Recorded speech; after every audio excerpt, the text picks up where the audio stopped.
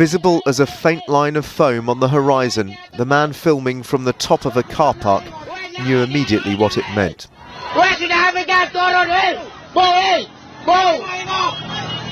He tried to warn those below, oblivious to the approaching wall of water. Cars are still driving along the beachside road as the first mighty wave hits.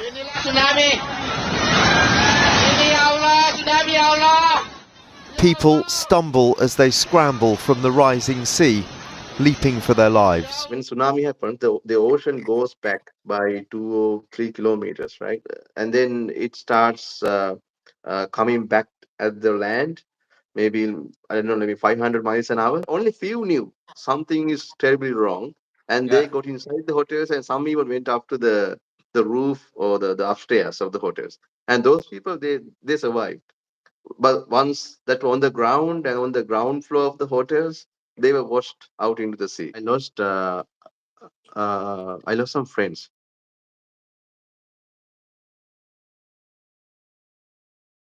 Good afternoon, good morning, good evening, everybody. Welcome back to the channel. I'm joined by a very special guest, more than a guest. He's a friend of mine. This is Sandun. Sandun is live with us from Sri Lanka. Me and Sandun met about 20 years ago, 19, 20 years ago now. And we're going to be making a video about Sandun's venture over to the UK and basically kind of avoiding the tragedy of the tsunami, which happened on Boxing Day 2004. You and your family escaped, but lots of your friends and family sadly weren't able to do so. I'm Luke. This is Sandun. Can you tell us a little bit about yourself, where you're from in Sri Lanka, and then we'll go through the story about the tragic events of the tsunami and your experience with it. Of course, look. So thank you for bringing me this program, and that really, gives me a chance to explain how the life was like back in those days. At the time of the tsunami. And hello to all the people from England, and nice to see you again after 20 years. So I'm actually, yeah, I'm Sandun, and I'm actually from around Colombo, the capital of Sri Lanka. So that's actually the western seaboard of the country. It's a small island. So I think people who have traveled to this country would have told you a lot of tales about like how beautiful it is. It's very famous for tourism, surfing, snorkeling, and all that. So yeah, it's a tiny country, and I happened to come to the UK in 2003. We settled there for a long time, like 7 years. I had the chance to mingle with some awesome people like Luke and many others. So it was a really wonderful time. Like it's a special memory that I cherish all the time. Yeah. So, can I ask you before we get to the actual events of the tsunami and how that impacted your life and your family's life and your country of origins way of life? What did you make of the experience moving over to England from Sri Lanka? What were the big kind of differences in life that you noticed in culture, in everyday sort of just everyday life and people, really? Coming to England, that was in some areas it was a big difference, and in some areas it was like just a continuation of my life. The biggest difference was, of course, the culture, because I had the chance to get the first-hand experience of Western culture, because even though we have the cultural elements, Western cultural elements in Sri Lanka, it's not that authentic, it's not the authentic Western culture. But when I moved to England, I got to know, like, the pub culture, like hip hop music and all that. So the authentic Western culture. So I got to experience that the first hand. The biggest difference or the biggest experience I got was having the chance to mingle with people from many different other cultures. I mean, not only English, but like, many other nationalities. Because over in Sri Lanka, we don't have that many international visitors or tourists or that kind of diversity we don't have. But in England, it's a melting pot of lot of cultures, right? From Asia to Americas to Europeans. So that was like a breeding ground for a lot of new ideas. You get inspired a lot, right? Because that's always a diversity which brings new cultures, new ideas, and new experiences all the time. So that was the Yeah. biggest experience I had. Yes. I suppose like most big cities in the UK, you can walk into a city and there could be 20, 30 different nationalities Yes. all Exactly. mingling around and sharing experiences, and just you can just see different people's traits and mannerisms, and what people how people kind of live their lives. What are some of the best things about Western world and Western society? And the same question for the East. What are the best things that and the best values that are held there that Yeah.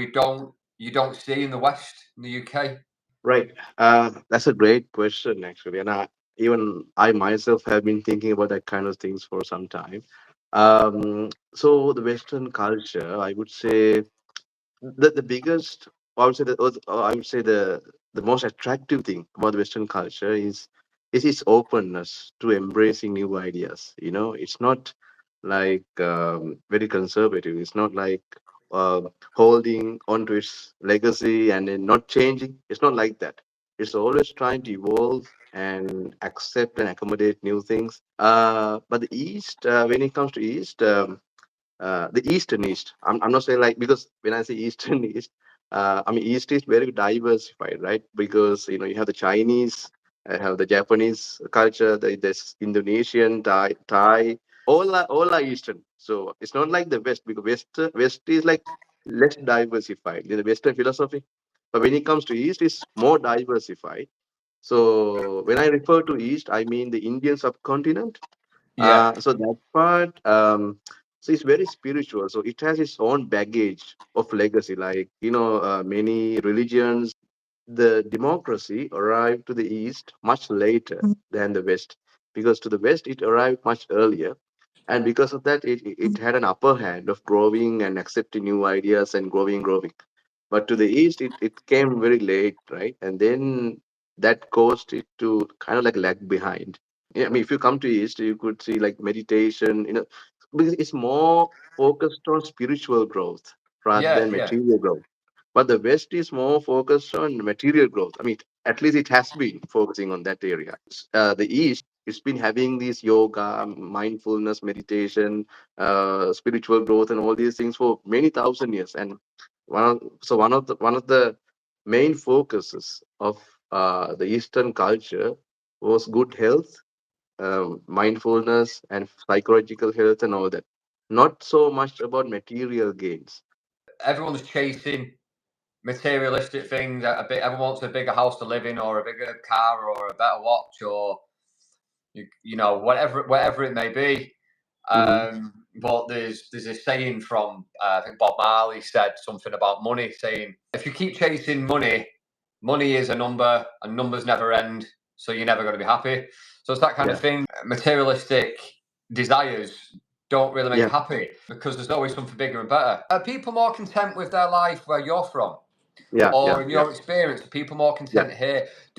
Is there more worries in the West? Do we worry about things we don't need to, Hmm. Very compared good question. to what seems like more of a spiritualist life where you're from? Who are the happier?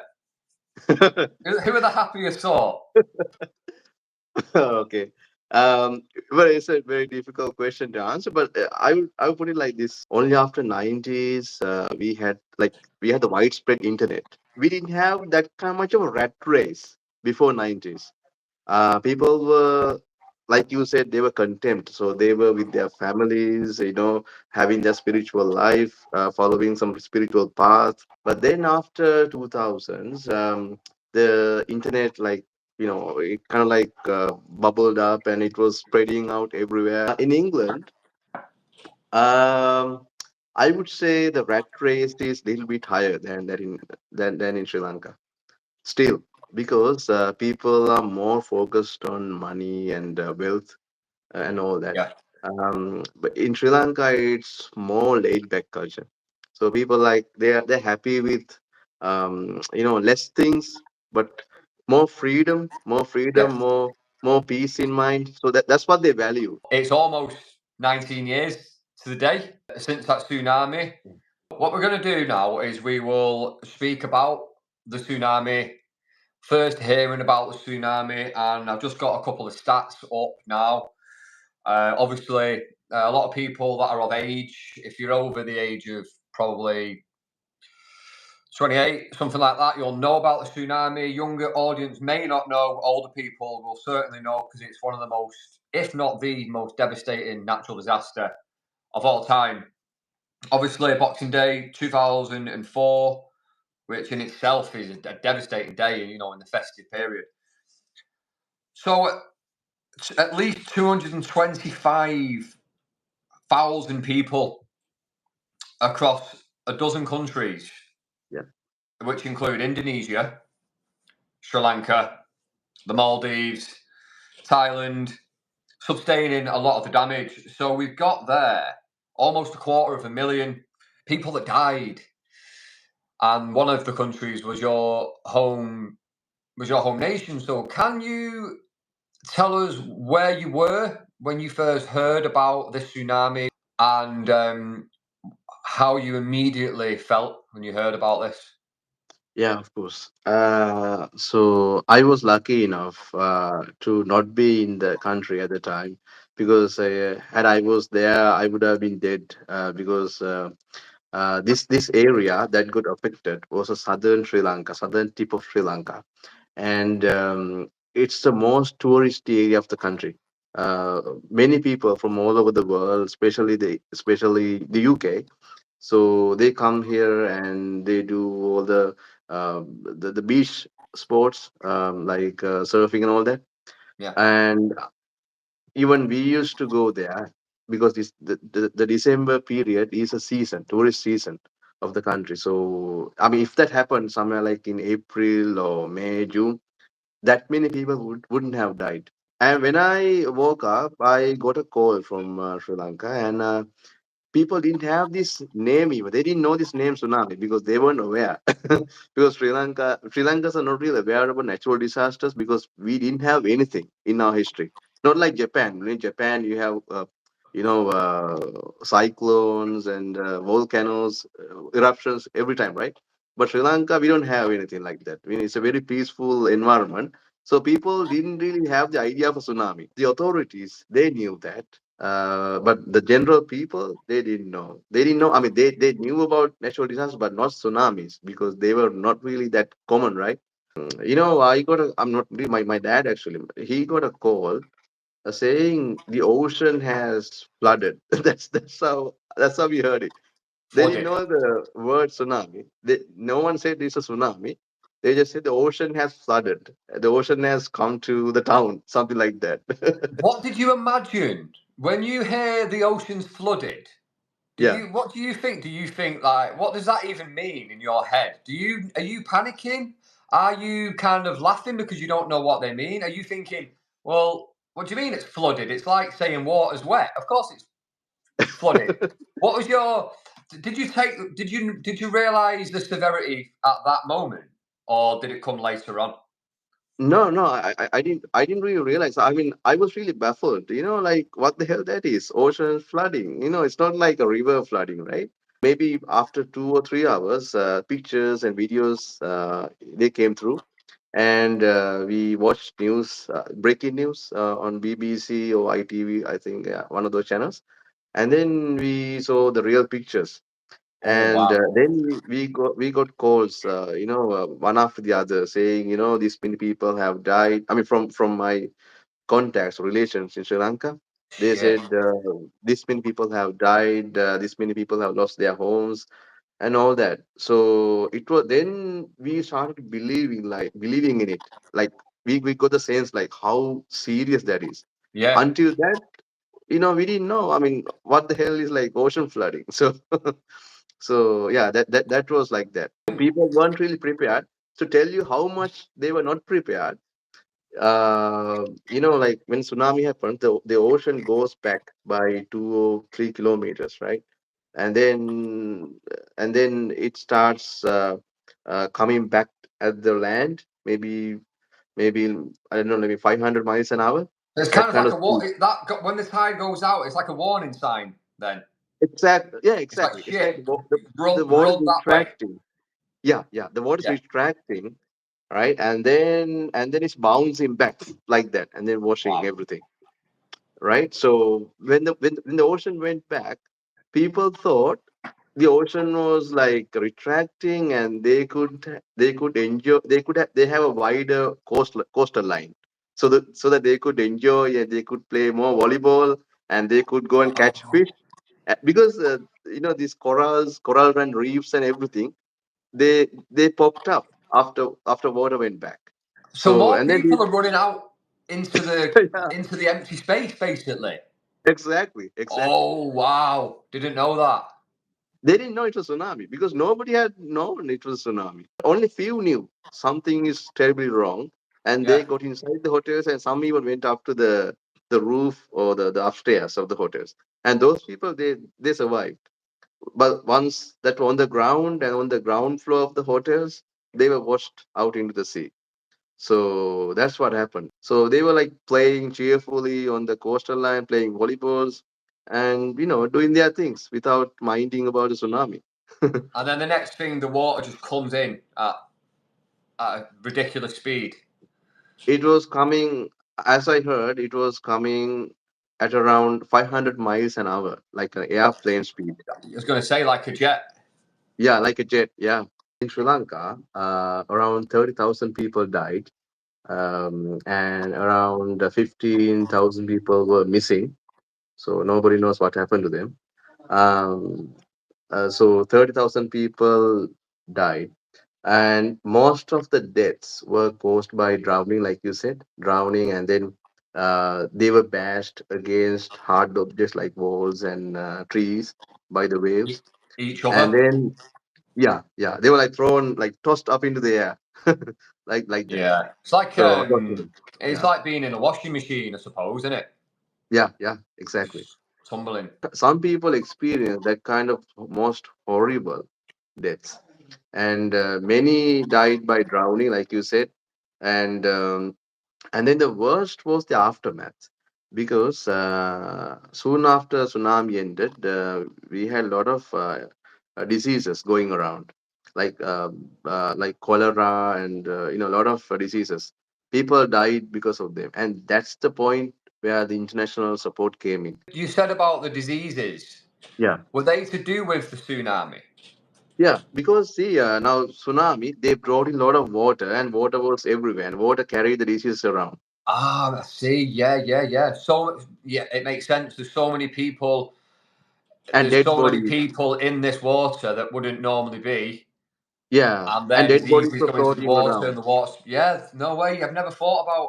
This is why Yeah, it's interesting for the audience to get yeah, a Sri Lankan native who knows the facts. There was images on that first day of the wave, the tsunami coming in, and it was flooding, like you said before.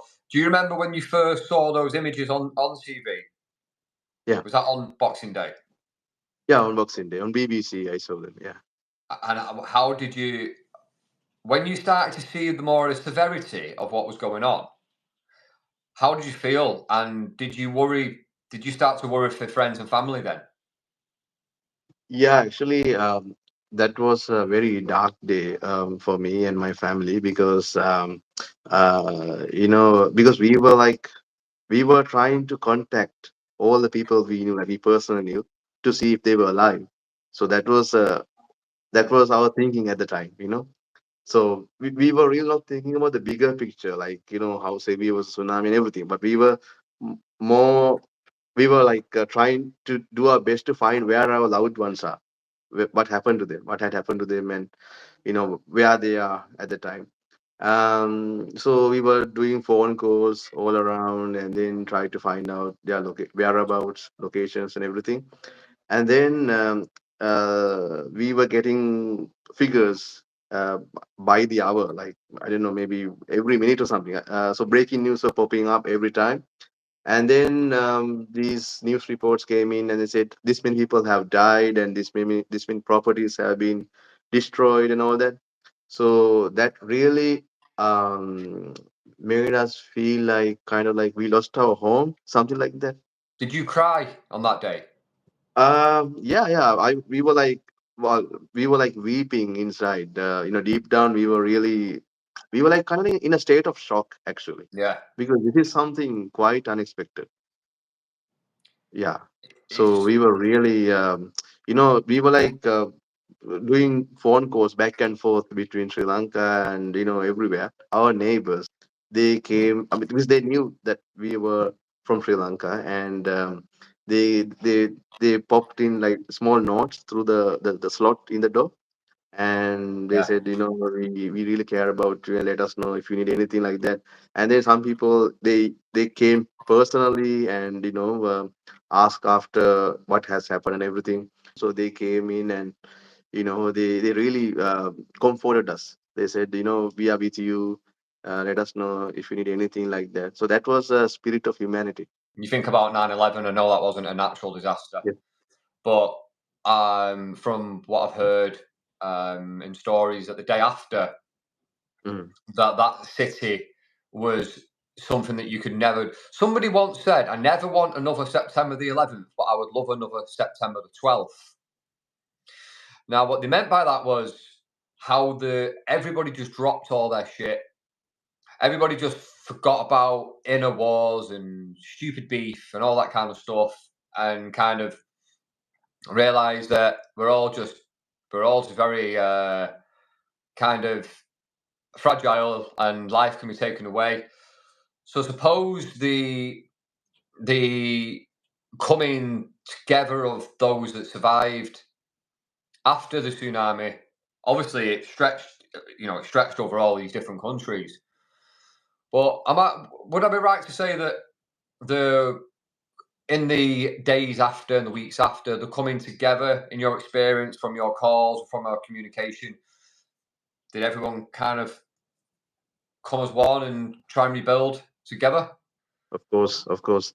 And I think that was the shining light at the time, because like I said,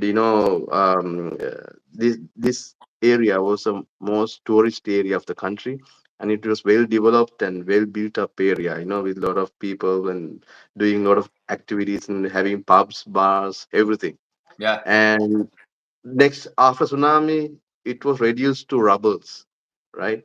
Only yeah, few buildings were standing, and most of the houses were rubbles. And if you go there, still you could see some of those areas are preserved.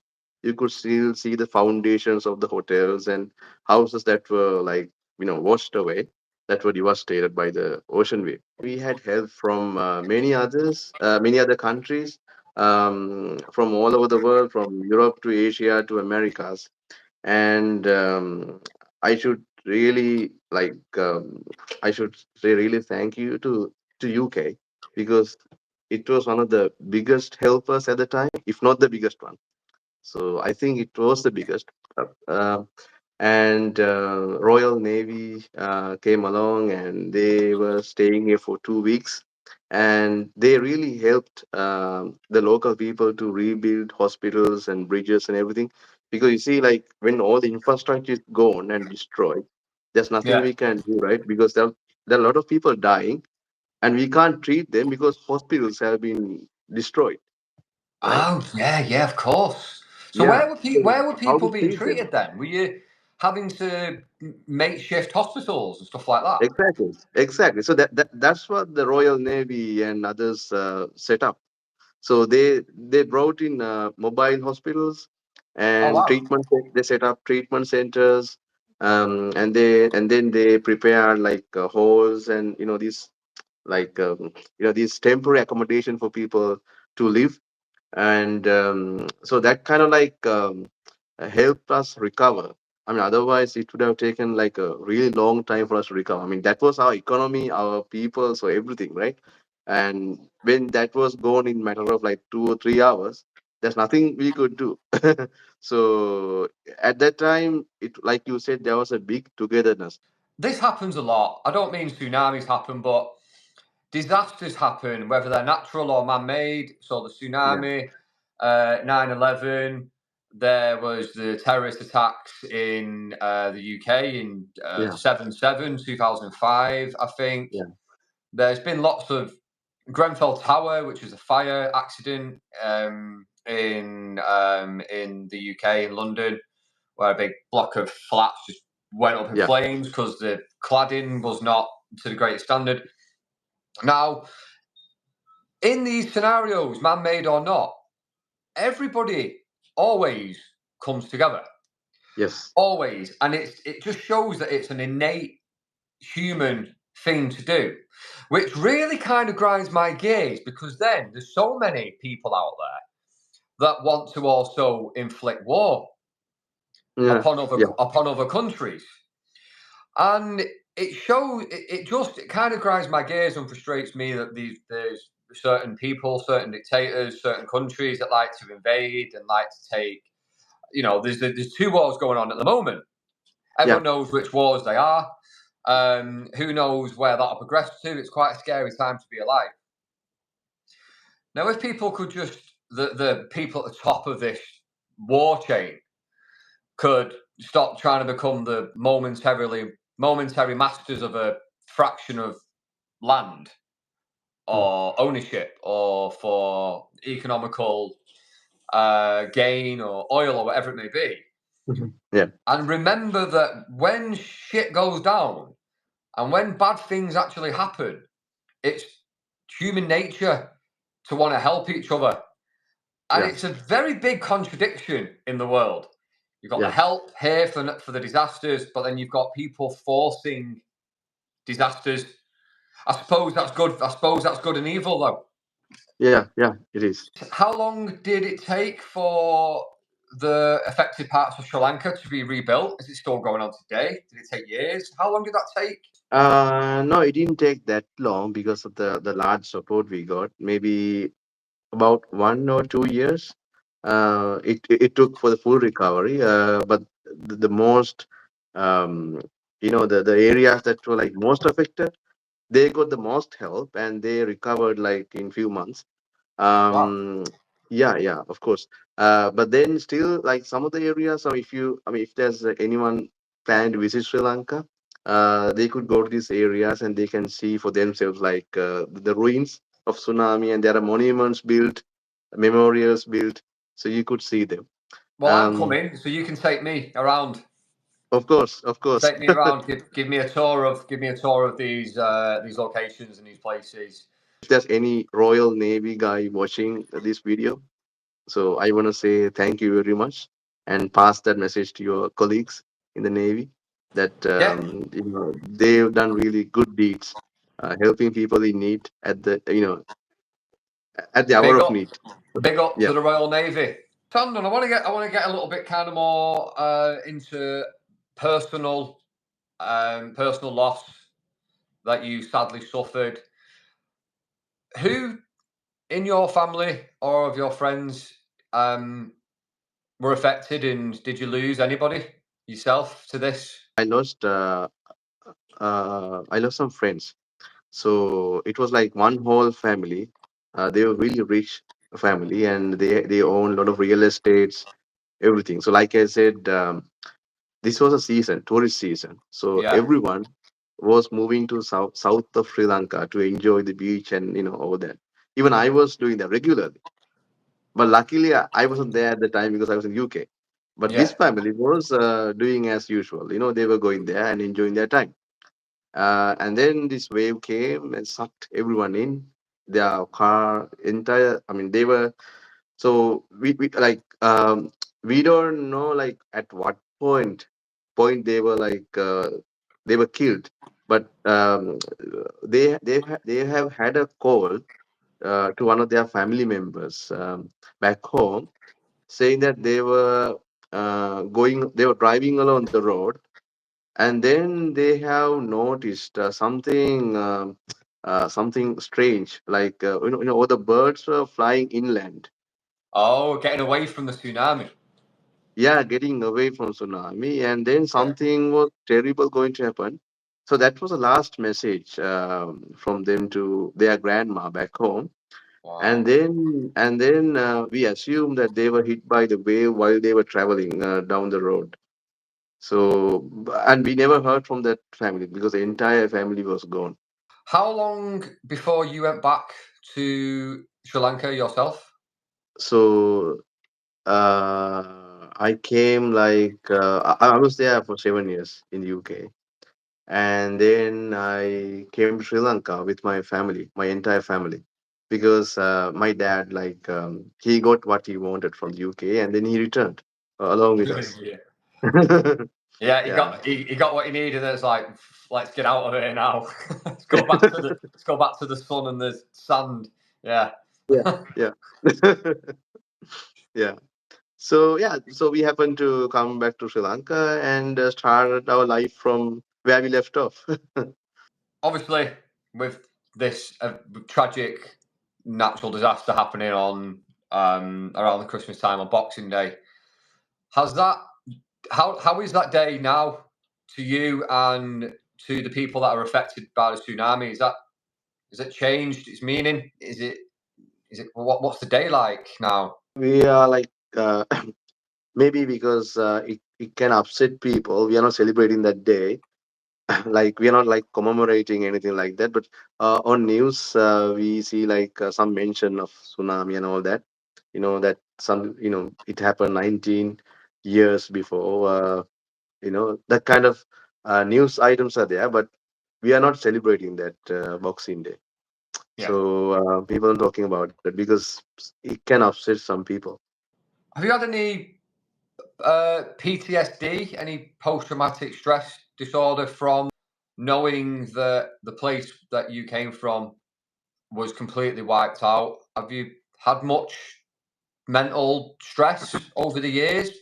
I didn't have any personal kind of PTS, but my friends had because they had lost their immediate family. For me, luckily, it didn't happen.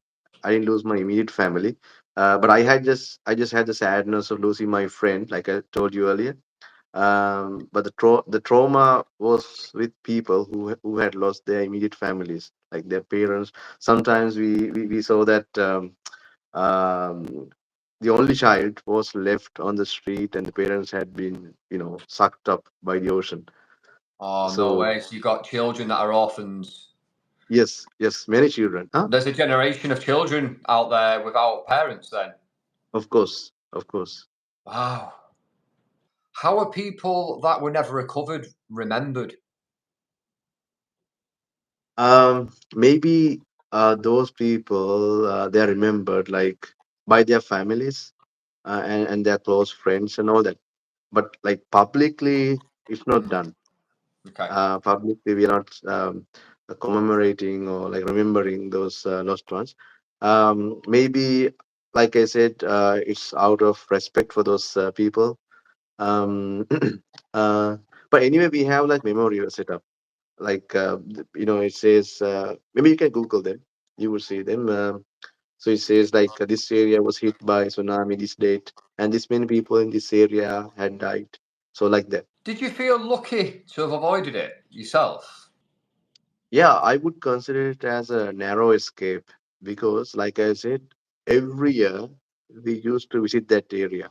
If I wasn't in England, I would have ended up in the sea. You So wouldn't be here now, would you? yes, I wouldn't be here talking like this if I was in Sri Lanka at the time. Because I mean, my entire family would have died because Yeah.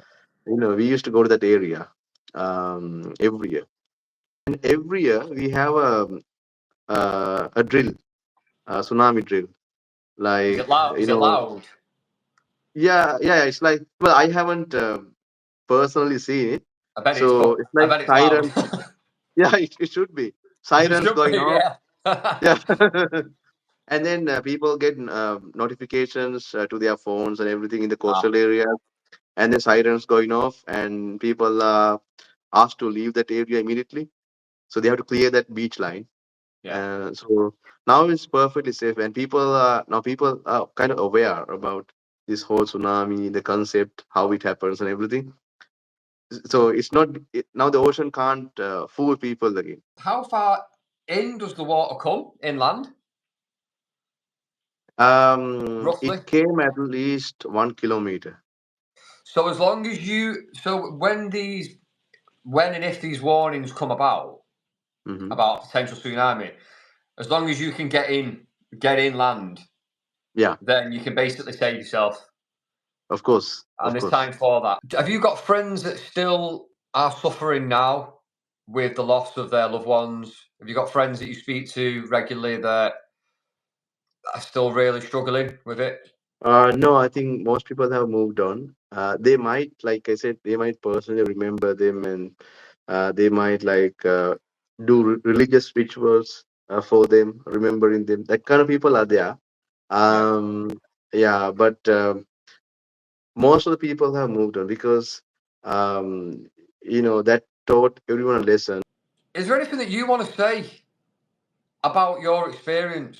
Like, the stage is yours now. Anything that you want to say at all? Of course. And I think this is a very timely thing I'm going to say, because with the changing political landscape of Europe, because when I watch news, I see there's a kind of like a crisis unfolding, like migration crisis, um, and then there's a right wing parties taking over the stage in European countries. Maybe Yeah. you have observed that also.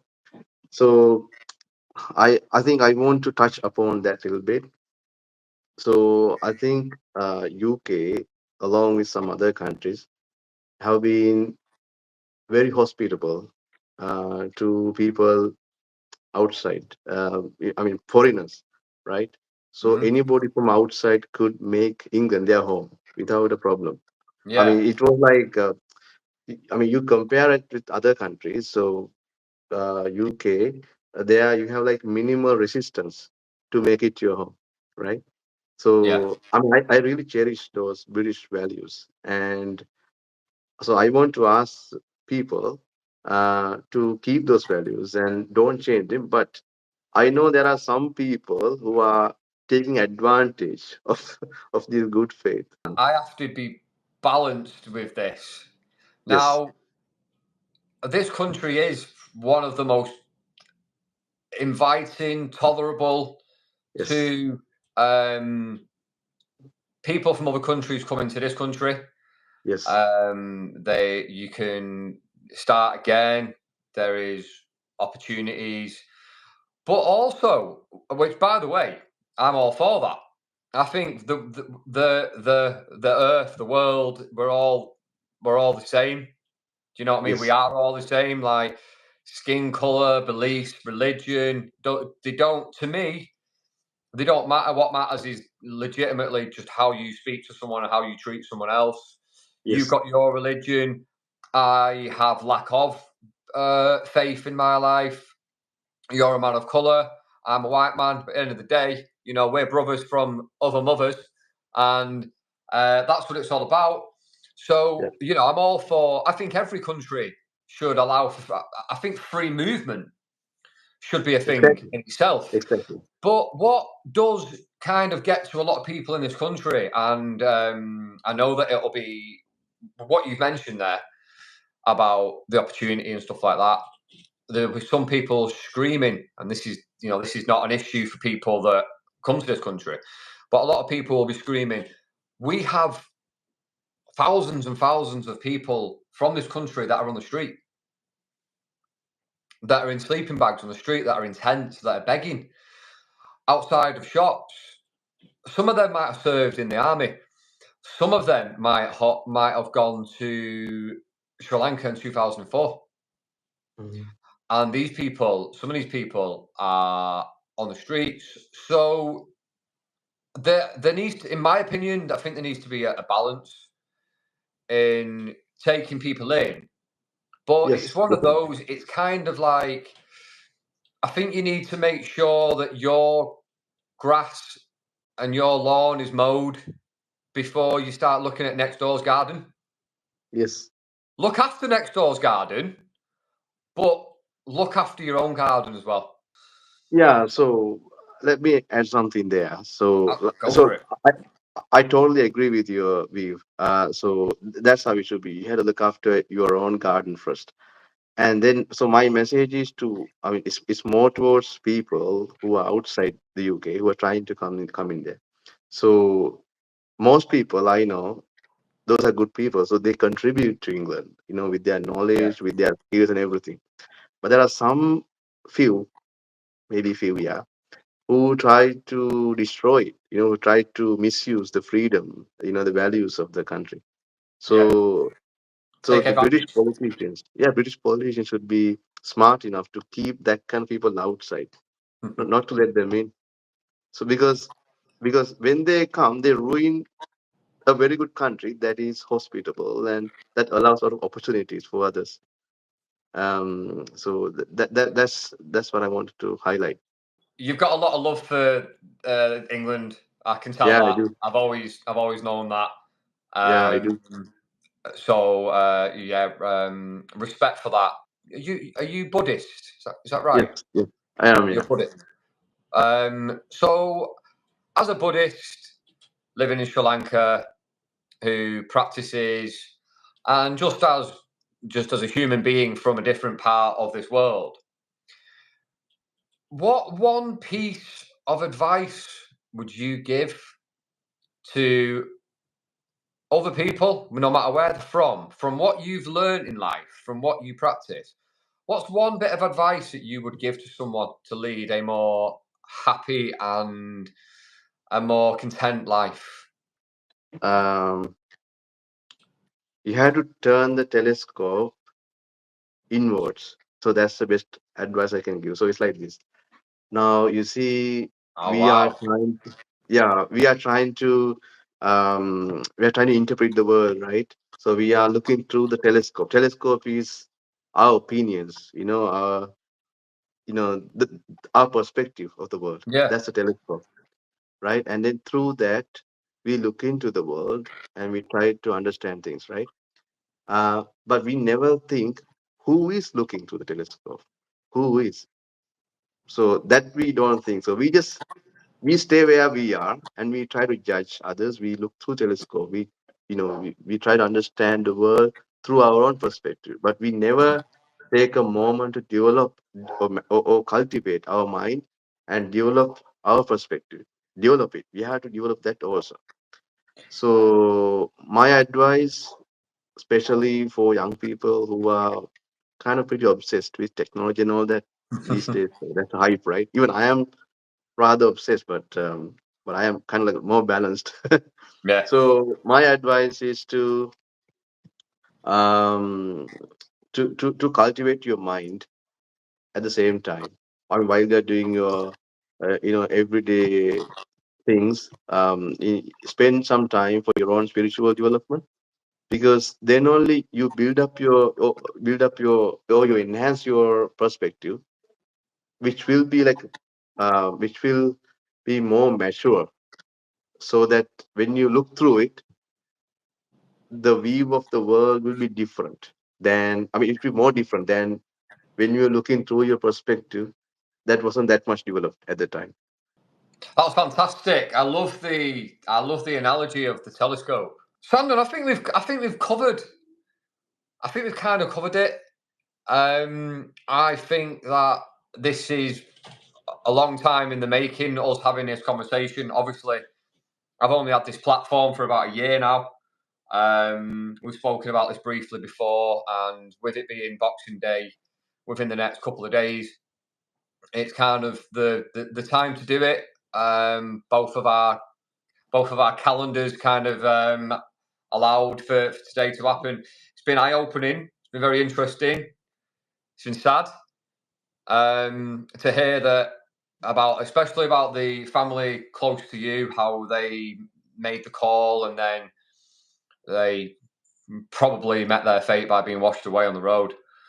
But I hope the audience have took something from that story, took something from your experience and your message at the end.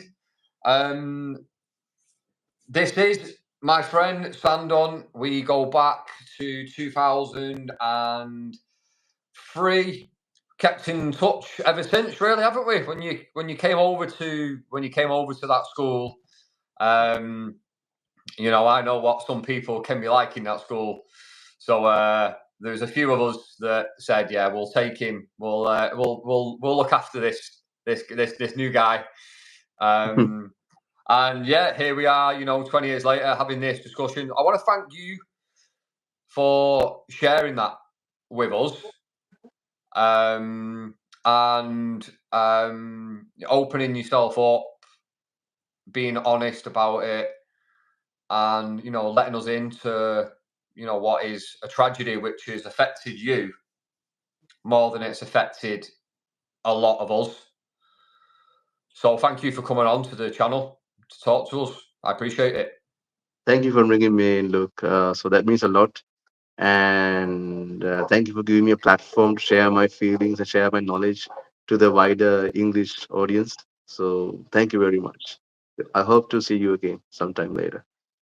Yeah, no problem. And when I've got the time, I am going to come over to Sri Lanka, and then you can take me on the tour.